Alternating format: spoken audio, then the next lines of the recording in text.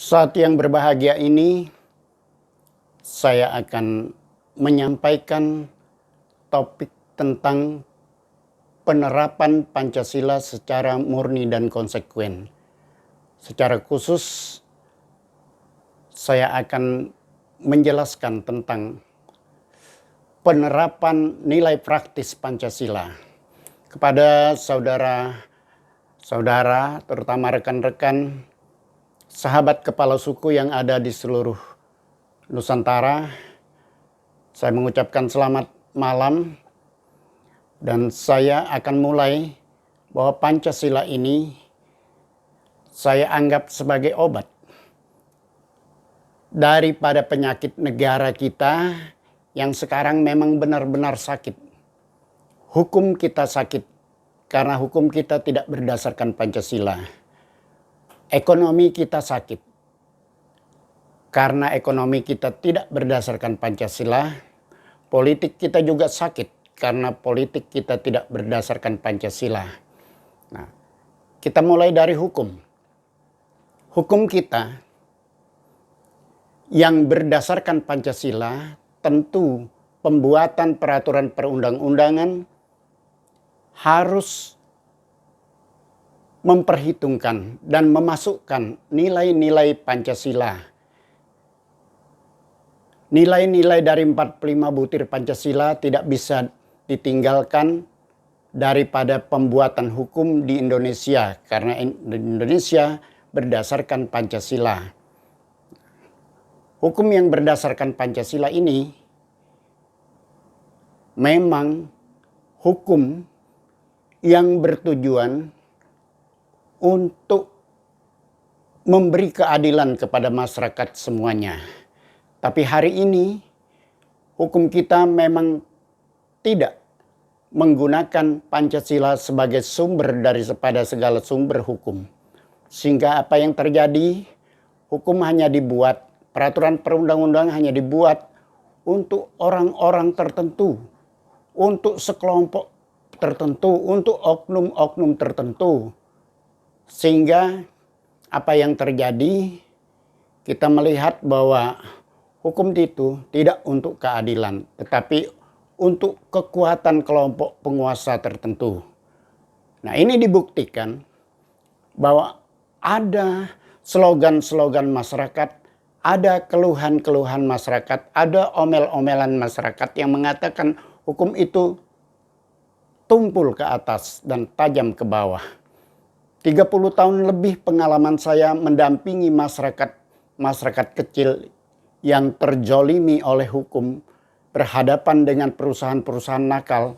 Saya menemukan banyak hal yang terjadi pada hukum kita, terutama masyarakat yang sudah tinggal ratusan tahun di kampungnya sendiri.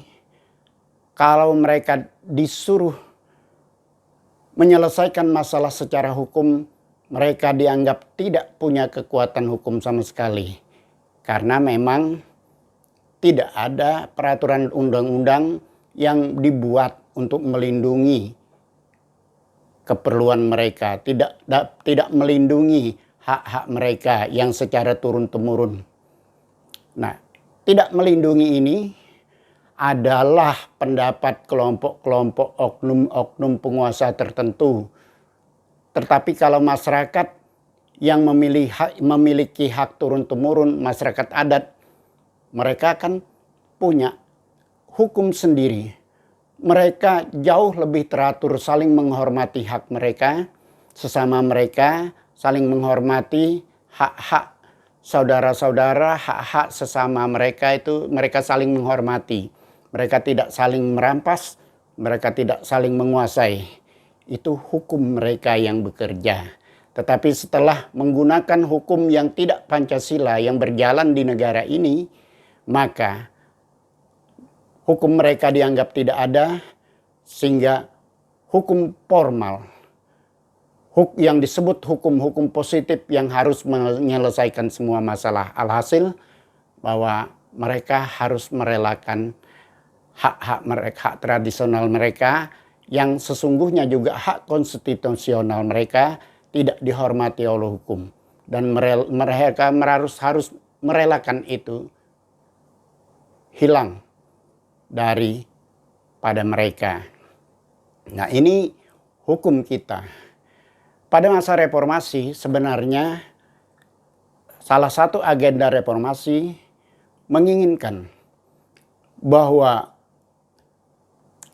hukum harus diterapkan untuk keadilan masyarakat. Tapi apa yang terjadi sampai hari ini, agenda reformasi itu cukup berhasil. Karena sebelum reformasi di masa Orde Baru, hukum itu tidak dapat menjangkau para pejabat-pejabat tinggi.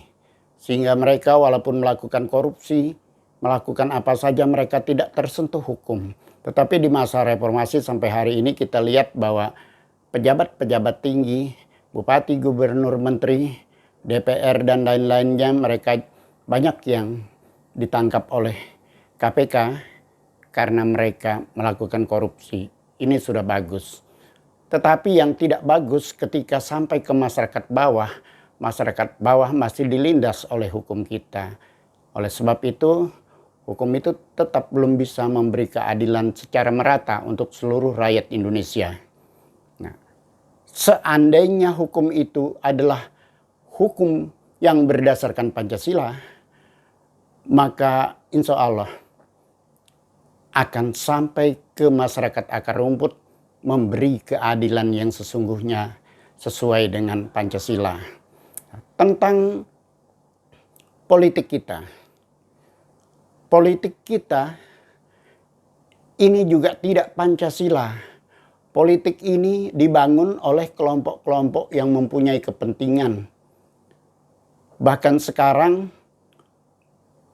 semakin banyak partai yang diakomodir menjadi partai yang bisa ikut di dalam pemilihan umum. Mereka pastilah ingin bahwa mereka yang paling unggul pada tujuan akhirnya, bahwa mereka lah yang memimpin dan mereka lah yang berkuasa. Kalau sudah begini, kira-kira apa bedanya dengan politik zaman Orde Lama yang adanya sampai 100 partai? Pada waktu itu, mereka hanya mementingkan kelompok mereka sendiri. Mereka mementingkan partai mereka sendiri dan rakyat tidak pernah mereka pikirkan, padahal rakyat yang mereka wakili. Ya, pada zaman sekarang, beberapa partai yang ada mereka sibuk untuk mengatur bagaimana mereka menjadi keluar sebagai yang terbaik. Mereka keluar sebagai penguasa. Sebelum mereka keluar sebagai penguasa, mereka terus berusaha bagaimana mereka bisa lebih unggul dari yang lain. Bagaimana mereka bisa membiayai diri mereka sendiri. Di dalam pemilihan langsung seperti sekarang ini, mereka bisa bergaining politik. Mereka bisa membayar harga suara. Kalau sudah begini, apakah mereka benar-benar akan memperbaiki kehidupan rakyatnya? Tentu tidak. Habis energi mereka, habis semua pikiran mereka, habis segala daya mereka hanya untuk biar mereka semakin berkembang dan bisa unggul memegang kekuasaan di negara ini. Lebih jauh bahwa hari-hari ini seperti juga pada saat-saat ini sudah lewat, ada terdapat politik yang disebut dengan oligarki. Oligarki ini adalah sekelompok orang yang membentuk kerjasama untuk menguasai negara ini, menguasai politiknya, menguasai ekonomi, menguasai hukumnya, agar menjadi milik mereka. Tentu oligarki ini memang tidak ada di dalam kamus politik. Ini hanya untuk menyebutkan ada sekelompok orang yang ingin berkuasa.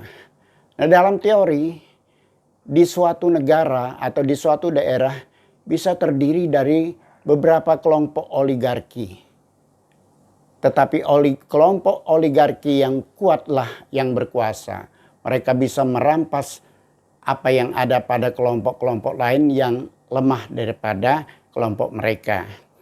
Nah, terlepas dari itu, bahwa munculnya politik oligarki ini merampas negara ini dari tangan rakyat. Negara ini sesungguhnya milik rakyat seluruhnya. Tapi mereka rampas menjadi milik mereka sendiri. Dengan cara mereka mengatur seenaknya demi kepentingan mereka sendiri. Saya juga sempat menangkap bahwa bukan saja di tingkat negara. Di tingkat suatu provinsi, di tingkat kabupaten, ini juga ada kelompok-kelompok oligarki yang menguasai kekuasaan pemerintah. Mereka bisa atur pemerintah karena mereka punya uang. Ada teman yang mengatakan bahwa mereka ini agen pengusaha dari pusat, pengusaha kuat. Mereka yang membackup pengusaha-pengusaha yang dari pusat ini supaya mereka bisa menguasai di daerah. Pemerintah daerah pun mereka kuasai. Nah, ini jahat. Ini tidak baik untuk pertumbuhan negara yang ingin mencapai masyarakat adil makmur merata. Karena memang kekayaan negara akan semakin besar dimiliki para oligar ini di dalam kelompok oligarki ini. Sehingga rakyat tidak kebagian.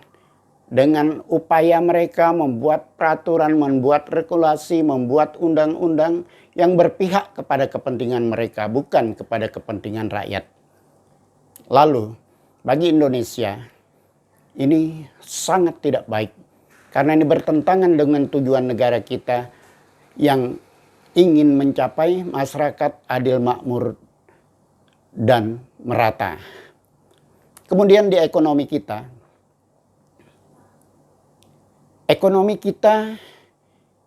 tidak jelas. Mau bilang kapitalis, memang kapitalisme memang tidak pernah murni. Oleh sebab itu, tampaknya Indonesia mempunyai bau kapitalisme. Padahal seharusnya ekonomi kita adalah ekonomi Pancasila, yaitu berdasarkan 5 sila, mulai ketuhanan sampai keadilan sosial. Sehingga ekonomi kita tumbuh untuk memberi kemakmuran dan keadilan bagi seluruh rakyat secara merata. Tapi karena ekonomi kita ini tampaknya berada di tangan-tangan oknum yang kuat. Dan akibatnya di dalam ekonomi ini kita lihat seperti negara ini sedang menjadi negara totaliter. Padahal negara totaliter itu adalah totalitarisme itu dianut oleh negara teokratis, negara Marxisme atau komunis, dan fasis. Kita tidak. Negara kita Pancasila. Kenapa kita mesti menganut totalitarisme? Tapi memang ini akibat daripada politik dan ekonomi kita yang memang tidak Pancasilais. Sehingga berbelok arah ke sana. Tidak juga murni. Tetap juga campuran. Tapi apa yang terjadi?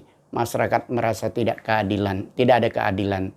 Tidak punya kesempatan berusaha, tidak punya kesempatan bekerja dengan baik.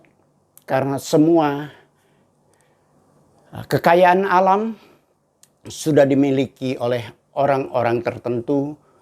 Dan dia seenaknya membawa tenaga kerja, membawa mitra kerja dari pusat lah katakan, dari tempat lain, tidak dari orang-orang daerah yang seharusnya mendapat kesempatan. Tentu saja namanya totaliter ini juga ditumpangi oleh orang-orang yang berkuasa, oknum-oknum berkuasa yang melakukan hegemoni. Hegemoni ini sangat terasa, baik dalam penyelesaian masalah dengan masyarakat maupun dalam hal-hal lain, bahwa apabila masyarakat ingin bahwa pemerintah itu hadir untuk menyelesaikan masalahnya, itu memang kadang-kadang tidak hadir, tapi lebih daripada tidak hadir, masyarakat dipojokkan bahwa mereka tidak punya kekuatan hukum. Nah, jadi ini semacam hegemoni.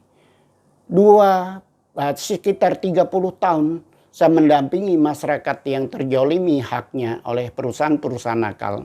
Saya juga menemukan bukti sebuah teori, yaitu teori yang disebut dengan kejahatan korporasi. Jadi perusahaan-perusahaan nakal ini, mereka tidak peduli apapun yang ada hak masyarakat, hukum adat dan sebagainya, mereka terjang saja. Masyarakat mau rugi, mau apa, mau menangis bukan urusan mereka. Yang penting mereka sudah ngambil sumber daya alamnya, sudah kuasai semua. Sudah abrak-abrik semua yang sangat dihormati masyarakat di tempatnya. Air terjun, gua batu, gua sarang burung mereka rusak. Padahal oleh hukum adat itu sangat dihormati. Itu sangat dijaga kelestariannya. Apalagi yang namanya pohon-pohon tertentu yang bernilai hukum adat seperti pohon madu, pohon-pohon ulin dan sebagainya. Ini mereka tidak bisa musnahkan itu. Siapa yang memusnahkan harus dikenai sanksi adat. Tapi oleh orang luar, mereka dengan enak saja menghabisi semuanya. Walaupun dituntut oleh hukum adat, mereka tidak peduli. Bahkan mereka tidak memenuhi. Nah, ini kejahatan. Kalau mau berusaha, berusaha saja. Mau cari untung saja. Tapi jangan merusak segalanya. Jangan tidak menghormati hak orang lain.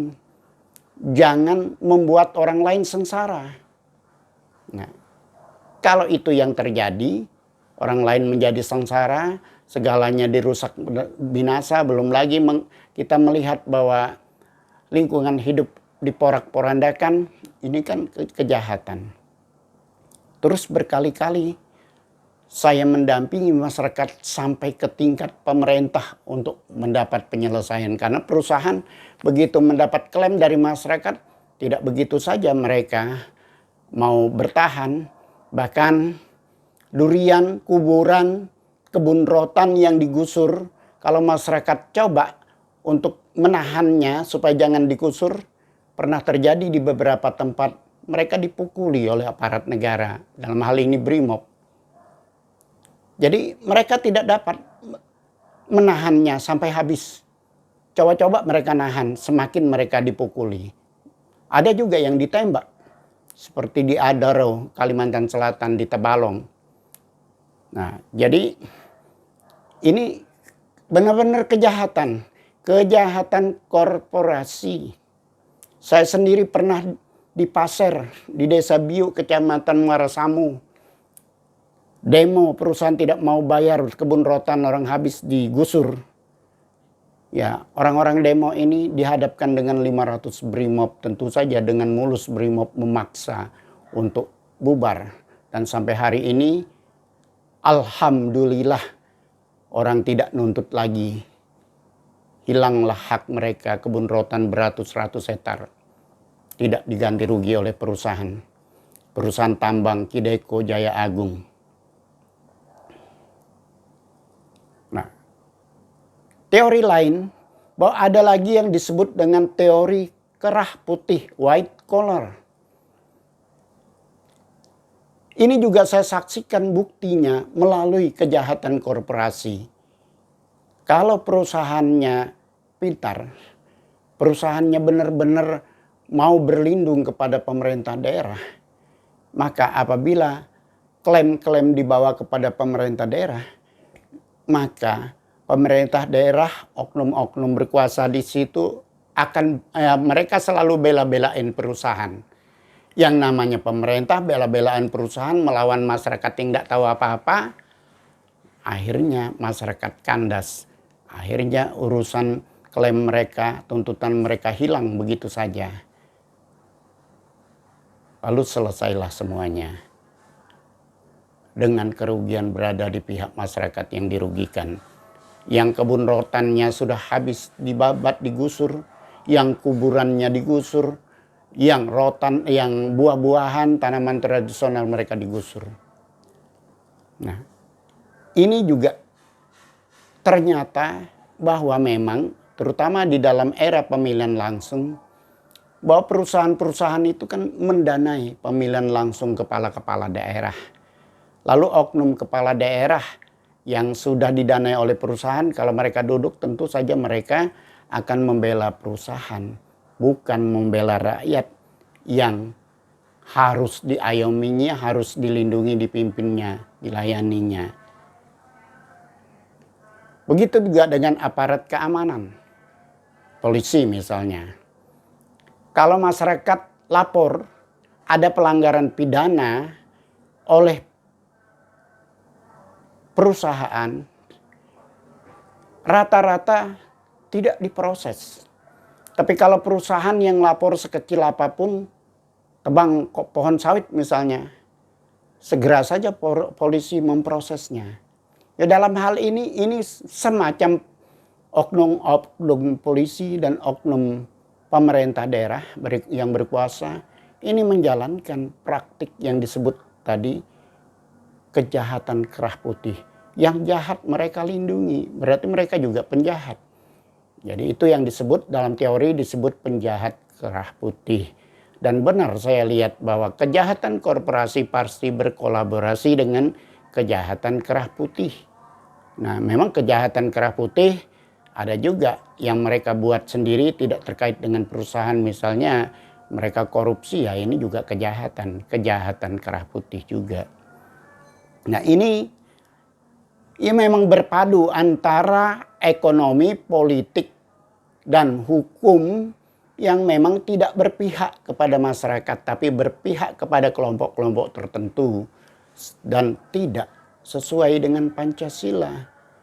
Tentu saja memang hukum itu dibuat oleh kelompok-kelompok tertentu untuk kepentingan kelompok-kelompok tertentu, bukan kepentingan rakyat. Jadi memang rakyat harus menjadi korbannya. Kita sudah pernah mencoba, saya pernah memperjuangkan dan membuat drafting perda nomor 1 tahun 2015 untuk Provinsi Kaltim. Raperda itu berbunyi, Raperda perlindungan, pengakuan dan perlindungan hak-hak masyarakat adat. Tidak ada yang mau membantu saya.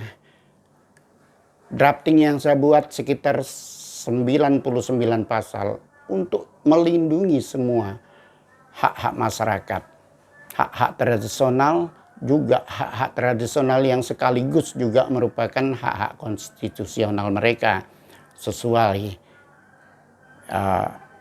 Undang-Undang Dasar 1945 pasal 18A ayat 2.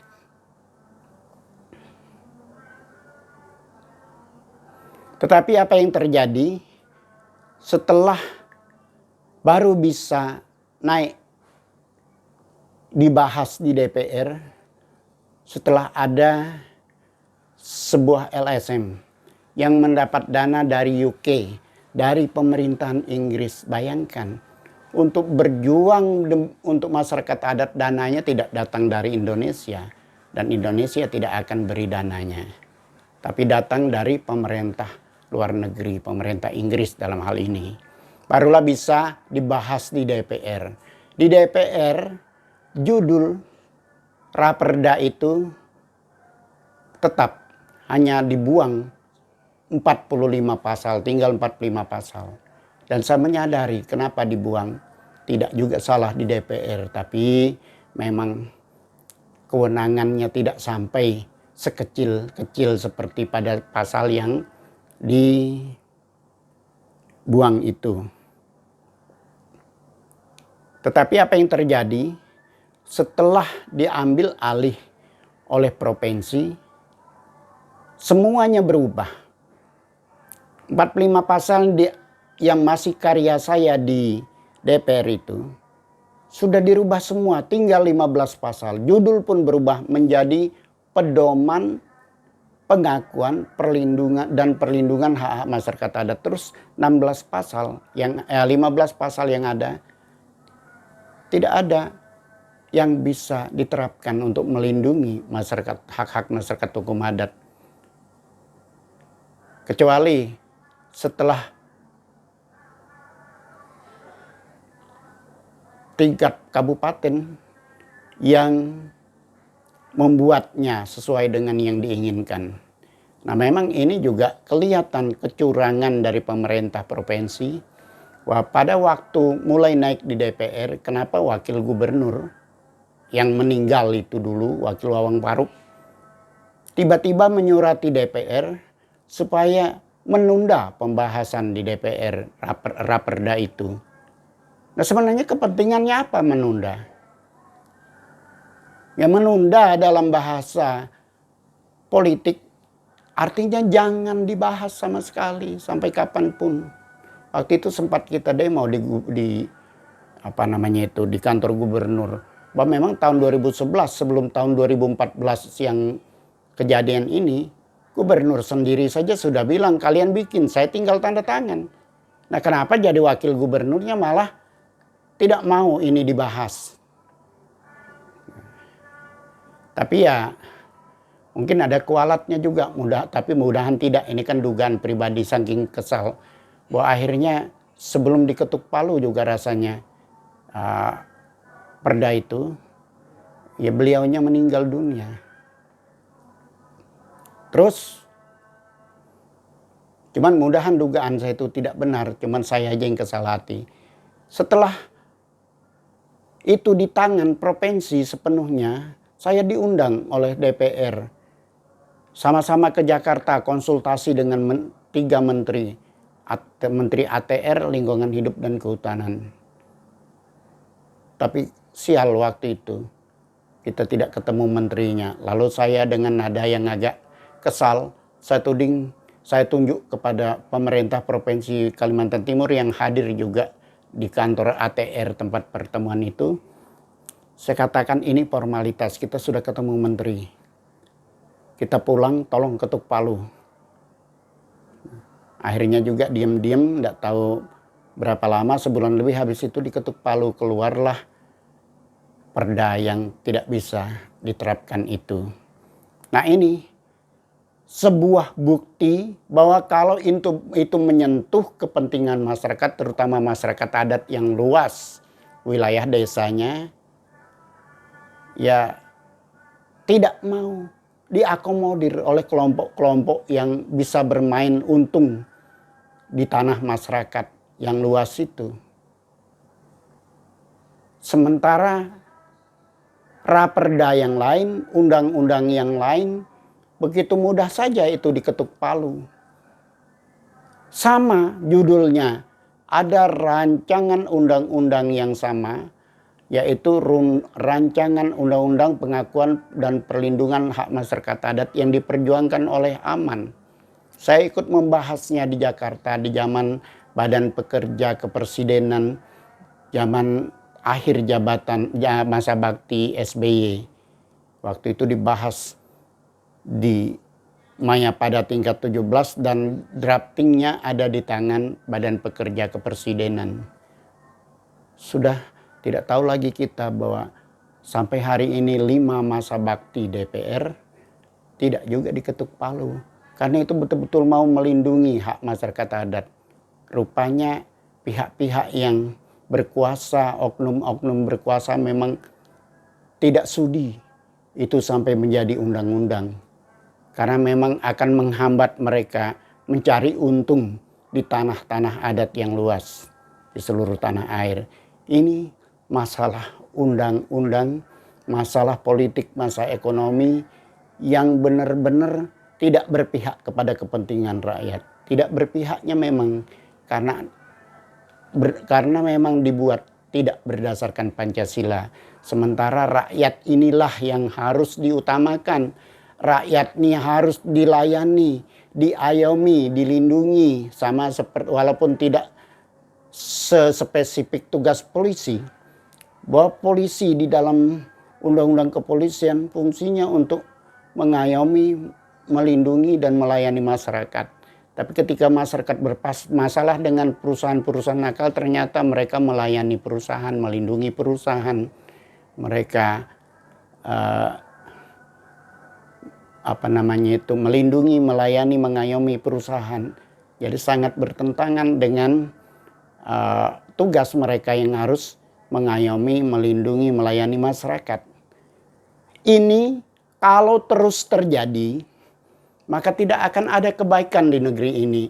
Masyarakat yang sudah moyak bukan tidak mungkin. Mereka akan mengadakan perlawanan. Mau mati, mau tidak mati juga. Daripada mati konyol dibuat dengan cara begitu, mendingan juga ya ada tumbalnya, ada perlawanannya. Ya kalau sudah moyak kan. Nah ini kita para sahabat kepala suku Nusantara di seluruh tanah air, saya menghimbau bahwa kita membuat suatu gerakan mulai hari ini juga. Kita minta pemerintah untuk menerapkan Pancasila secara murni dan konsekuen. Dan tidak ada masalah program apapun akan berjalan sesuai Pancasila ketika semua orang Indonesia dari penguasa tertinggi sampai rakyat jelata itu menerapkan nilai praktis Pancasila. Apa itu nilai praktis Pancasila? Yaitu menerapkan perilaku Pancasila secara murni dan konsekuen dalam kesehariannya. Petunjuk perilaku itu ada pada 45 butir Pancasila yang bisa kita unduh dari internet. Masukkan saja di HP agar hari-hari itu bisa kita baca dan kita bisa analisis setiap kebijakan, diskresi pihak penguasa maupun perilaku kita sendiri ini sudah sesuaikah dengan Pancasila atau tidak. Kalau tidak berarti kita sangat berdosa. Harus kita kembali melakukan semua perilaku tindakan kita sesuai dengan Pancasila. Kita sudah berdosa puluhan tahun sejak awal Indonesia merdeka sampai hari ini.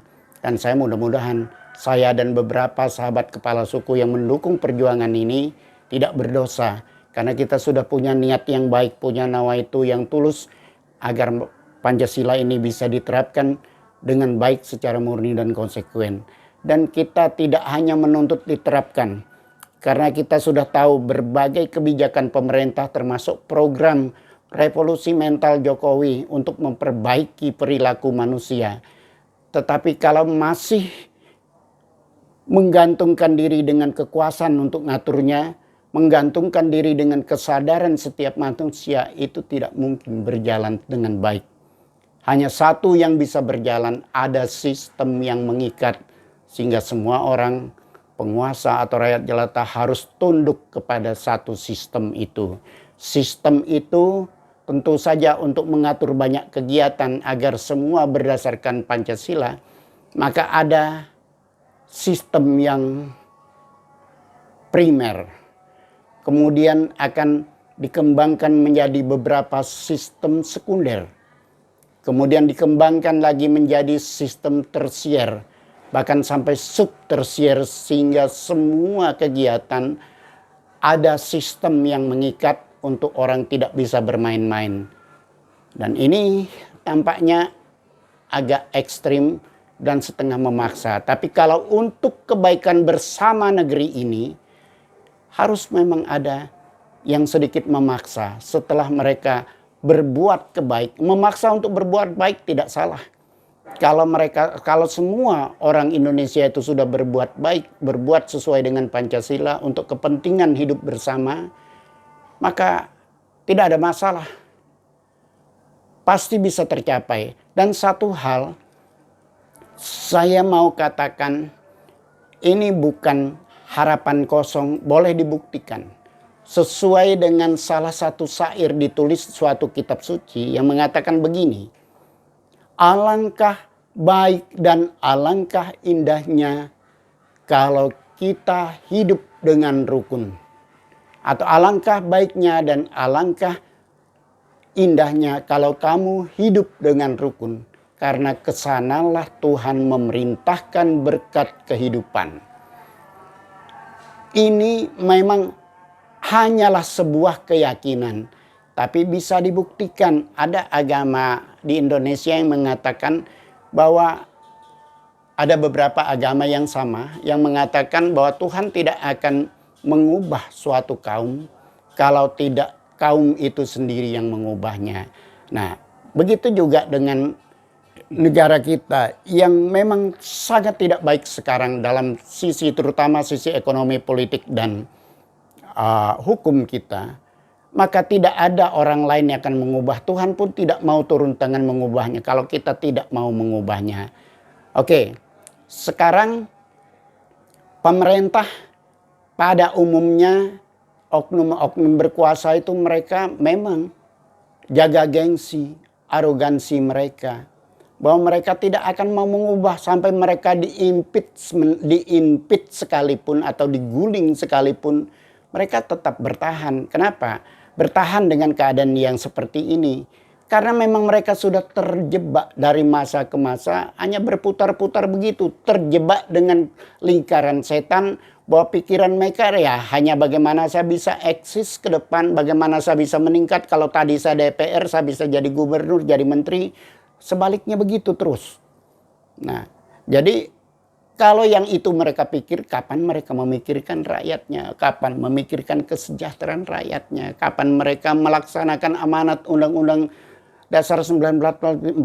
Kapan mereka menjalankan amanat Pancasila sebagai pandangan hidup, sebagai ideologi, sebagai pandangan hidup, sebagai pedoman hidup bermasyarakat, berbangsa, dan bernegara? Kapan itu mereka lakukan? Karena mereka memang terjebak oleh lingkaran setan yang seperti itu saja. Dari masa ke masa, dari resim ke resim. Nah, karena mereka terjebak, mereka adalah pemimpin-pemimpin yang tidak amanah, tidak bisa dipercaya. Oleh sebab itu, karena mereka tidak dipercaya, masyarakat ngomel, mengeluh, dan sebagainya. Dan keributan-keributan pun terjadi. Hidup kita tidak rukun. Sehingga Tuhan menutup berkat kehidupan itu. Tapi yakin tidak yakin kita.